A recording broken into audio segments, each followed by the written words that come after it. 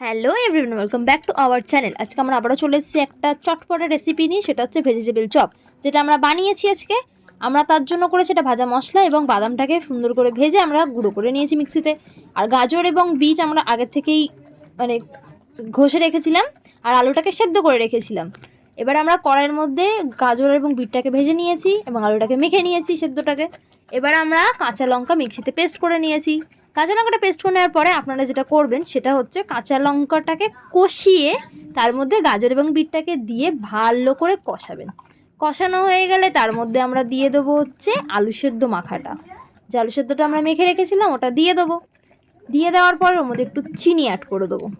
চলো, আর এই রেসিপিটা তো চলতেই থাকবে। আপনাদেরকে আমি বলি, আমাদের চ্যানেলটাকে প্লিজ সাবস্ক্রাইব করে দেবেন, ঠিক আছে? আমরা রিকোয়েস্ট করছি আপনাদের কাছে। আমরা তো প্রচুর ভিডিও আনি, আপনাদের সবার ভালোবাসার মিষ্টি আছে আপনাদের কাছে, এবং আমরা বিভিন্ন ধরনের রেসিপিও নিয়ে আসি আপনাদের জন্য। আমাদের চ্যানেলটাকে সাবস্ক্রাইব করে রাখুন এবং আমাদেরকে আরও ভিউজ দিন, লাইক দিন। আমরা এর মধ্যে অ্যাড করেছি হচ্ছে, আমরা এর মধ্যে ব্রেড ক্রাম্বস দিয়ে দিয়েছি এবং ভাজা যে মশলাটা বানিয়ে রেখেছিলাম সেটাকে ওর মধ্যে দিয়ে দিয়েছি। সুন্দর করে সব কিছু দিয়ে এটাকে একটা পুর টাইপের বানাবো আমরা। ব্রেড ক্রাম্বস আরেকটু অ্যাড করেছি এবং বাদামটাকে দিয়েছি, আমরা বাদাম যে পেস্টটা করে রেখেছিলাম।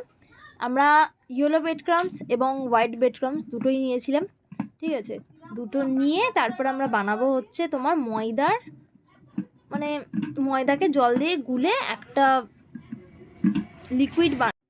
লিকুইড বানিয়েছি। এবার আমরা চলে এসেছি ওটাকে একটা শেপ দিতে। ভেজিটেবল চপের যে শেপটা আমাদের হয়ে গেছে। এবার আমরা এটাকে গরম গরম তেল দিয়ে ভালো করে সুন্দর করে ভাজবো। তার জন্য ময়দার মধ্যে আগে ওটাকে কোট করে নিয়েছি।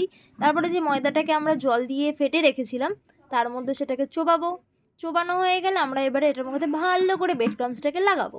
সুন্দর করে পিঠ ও পিঠ উল্টে পাল্টে ব্রেড ক্রাম্বসটাকে দিয়ে সুন্দর করে একদম চিপকে নিয়ে এবার আমরা গরমা গরম তেলের মধ্যে এটাকে ছেড়ে দেবো।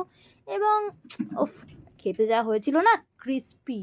আপনারা প্লিজ এটা বাড়িতে বানাবেন, আমাদেরকে জানাবেন যে আপনারা কেমন বানিয়েছেন।